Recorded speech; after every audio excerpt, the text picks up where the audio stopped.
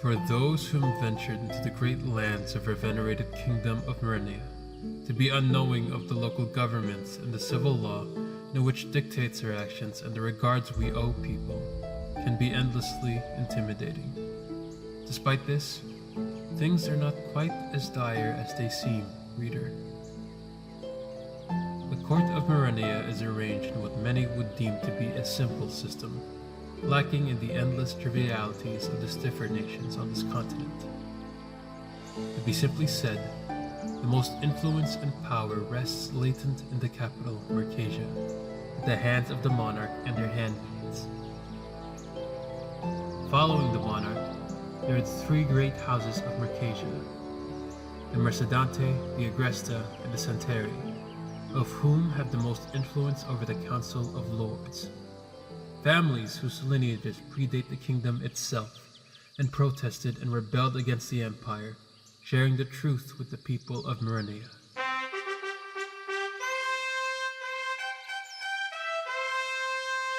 Lord and Lady Torres.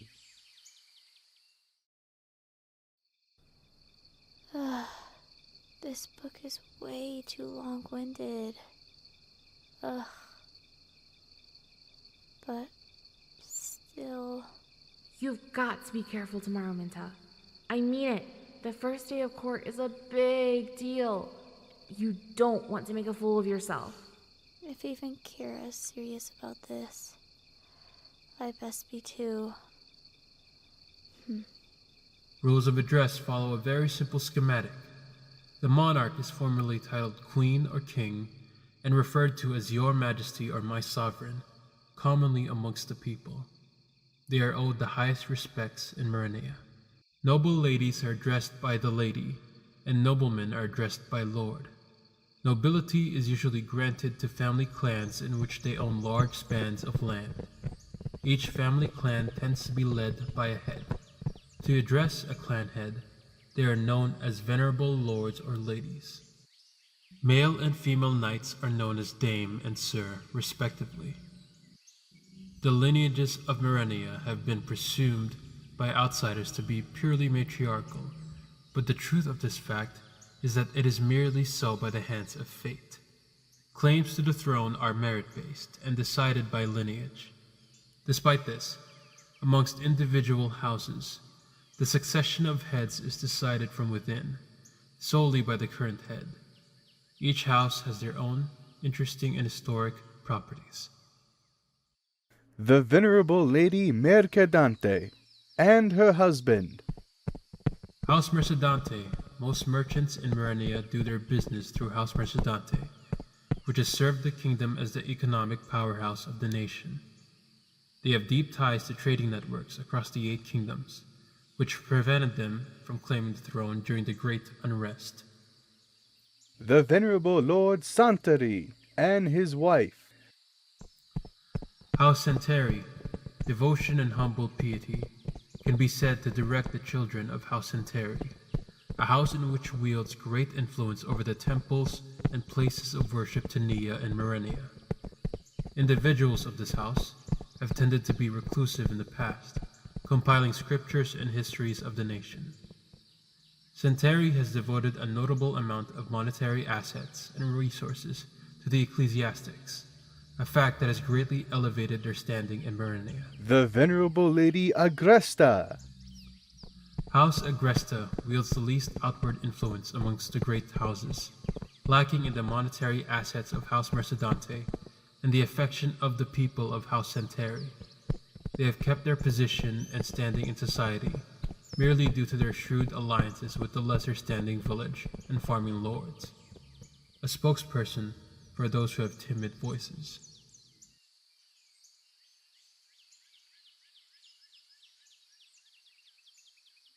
Her Majesty, the Queen. Our current ruling family, House Rivia, has only been in power for a short period as of the writing of this tome, following the great unrest that came to be after the rapid fall of House Miria. Despite the current lofty stand of this house, They were once considered a warrior family, occupying a great deal of land around the borders. They were pushed into power as an alternative to elevating one of the three great houses. Each reigning monarch is served by their handmaids, talented and elevated women whom work to express the monarch's will, devoting their lives as civil servants. Despite the often lack of a political or noble background, these women are to always be addressed as lady and treated with great respect. This position was implemented in the time of Queen Merinia and was modeled after the priestesses of Nyxiane, a historic order whom once served the goddess themselves.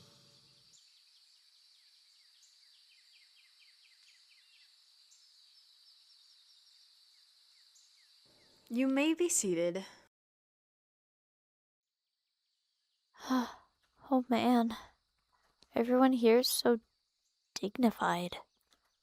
And everyone looks so serious. I should probably pay attention. Maybe I'll learn something.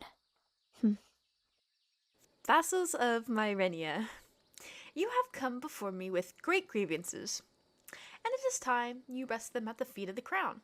I have no intent of disregarding your loyalty by diminishing your concerns. You may all speak. She definitely looks the part of a queen. She looks so powerful. Your Majesty has acknowledged the efforts of the Guild of Mercadante time and time again, and we forever remain grateful for your favor. As you've once said, without our guild, Merinia would suffer greatly. In times of great need, it is evident that Merinia will look for aid in foreign imports, and time again, House Mercadante has stepped up to provide for our fine nation. It is our time of need this time, Your Majesty. It is to House Mercadante's great apprehension that we have not yet received contact with our merchants abroad, nor has a single merchant stepped foot back on Merenian soil. This matter extends beyond the mere safety of the matter of our guild, however. Your Majesty, spring brings a new planting season for many of our people, and with the recent degradation of the soil, we have come to rely upon foreign fertilizer for our bountiful harvest. This matter affects not just House Mercadante, but the health of our nation. Without a good harvest, our people cannot eat. The people wither without any knowledge of what has transpired. Your Majesty, we beg of you to make an address to the people. The public must know what the crown knows. Your vassals must know what the crown knows. We cannot afford to lose trust in our monarch at this time. We must know the truth of what has happened to Mireniya, what has happened to the world outside of our borders.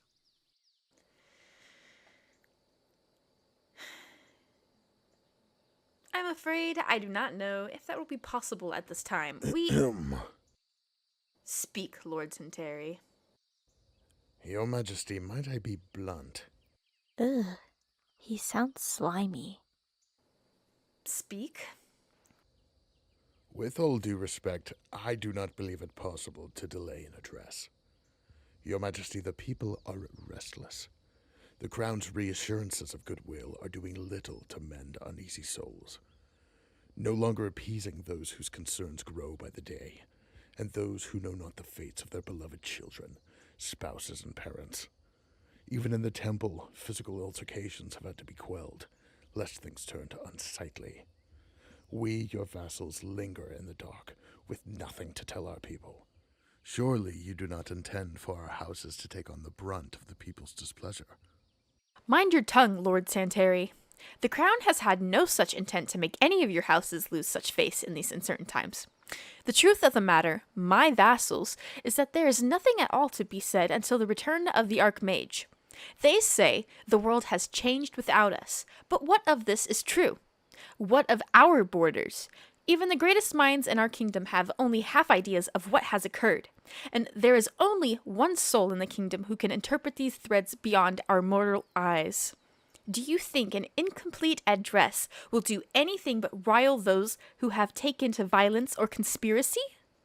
I understand, Your Majesty, but... What has brought all of you here today is of grave importance.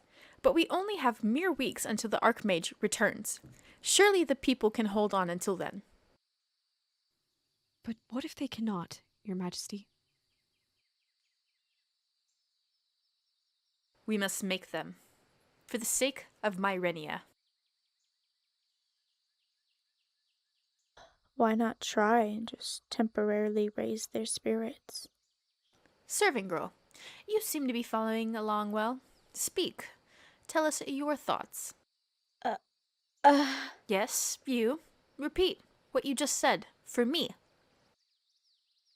Well, I mean, I was just thinking, Your Majesty, that perhaps you can temporarily raise the spirits of the people.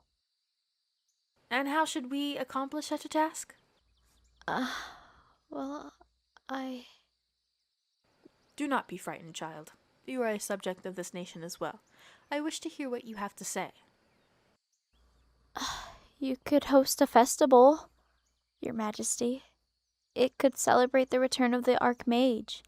And if timed correctly, you could address the people on the final day, if it's unavoidable. People love to celebrate, even the little things in life.